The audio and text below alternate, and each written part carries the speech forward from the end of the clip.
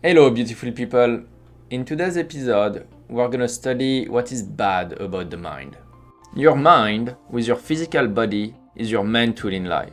Understanding it and taking good care of it is important. It will help you go through life, it will help you go through events, easy or hard, and it will help you make good memories, which will feed it throughout its life. It is an important aspect of us that often we don't think about as we don't feel it as much as a muscle.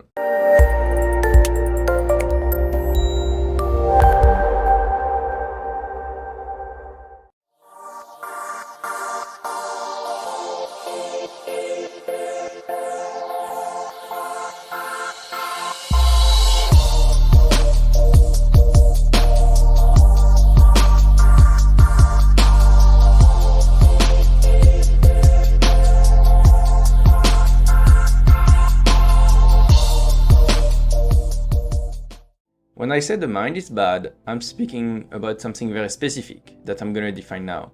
It's the fact that we don't take into consideration that our mind is a limited resources. We are used to physical exertion, but we are not used to mental exertion, and we are not sure how to figure out when we're reaching our limit, where it is, and what are the aspects of it that defines us. Just like anything that is physical, the mind wants to be pushed, wants to grow. But at the same time it has a limit. If you go past the limit too much, you can burn out, you can break down.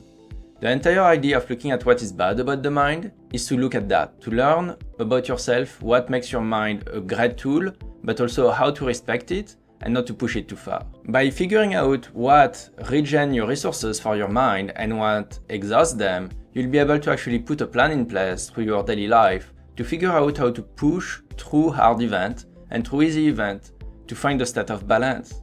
This is very important. We don't often think of the mind as an actual asset, but it is. It is our main asset. This is what allows us to go towards our goals in life. Having a healthy mind is important. Taking care of it is important, and understanding that it has limits is important, which is not something we often talk about. So, what does that look like? When your mind is good, you're gonna feel that everything flows. Whether it is an exercise, a challenge, homework, work, you will feel like you can do all those things and you can push through them and move forward. It will be easy and it will be also convenient because your mind has the resources for it. You won't feel that big of an inconvenience to do something. Whereas if your mind is run down, if you've passed your limit, if you have used all of your resources, your mind is gonna struggle a lot more to do even some basic tasks, and you can find it harder and harder to move forward. This is why it's important to understand what is bad about the mind, that limitation. If it was unlimited, we could do anything we want. What do I mean by the mind is a resource? Well, just like you need to feed your body to have your muscle work properly, and when you exercise, you're gonna feel your muscle get sore, the mind works the same way. You need to feed it and you need to sleep for it to be healthy. And when you use it, you're consuming resources through it. And it can, in a sense, get sore. It's just not the same outcome than a muscle. The mind being used means that you're gonna be tired. And it's gonna be a different kind of tired. Maybe it's gonna be a bit harder to decide what you want to eat. It might be a bit harder to play chess or checkers. What you put in your body and how you sleep is gonna impact your mind a lot. So be respectful of that, be mindful of that, because that's gonna help you feed it and support it as you move along. Now, once your mind is tired, what does that look like? Well, you may not want to do certain things that usually are easy or that you want to do. Sometimes it's just a matter of either taking a nap or having a good night's sleep, and the next day you're fine. Sometimes it's gonna take more than that. Once your mind is tired, instead of trying to resolve a problem, it's gonna worry about the problem. This is one of the signs that your mind is tired. Because you're not problem solving anymore, you're not able to engage, we'll say, the problem solving aspect of it, you can only engage the I'm gonna worry about the fact that I need to problem solve.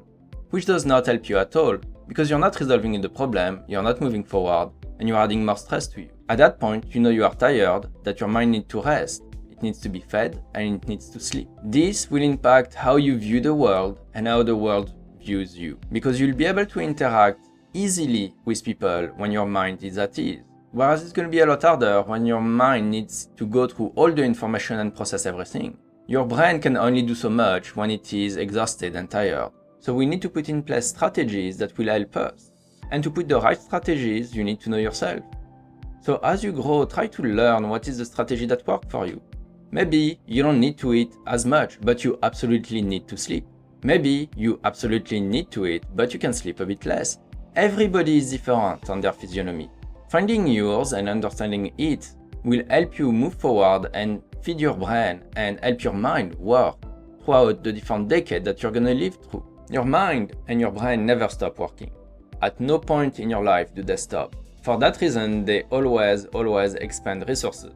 If you were to be in a park, on the grass, not moving, your muscle would relax. But your mind will still work. It will still ingest all the information that is around you. Your brain will process all your senses, whether it's feeling the wind, the air, cold, warmth, the sun, everything. Even if you have your eyes closed, there is still a lot for your brain to analyze and to work. Plus on top of that, it's regulating your entire body. Your brain never stops, which means your mind is always stacked.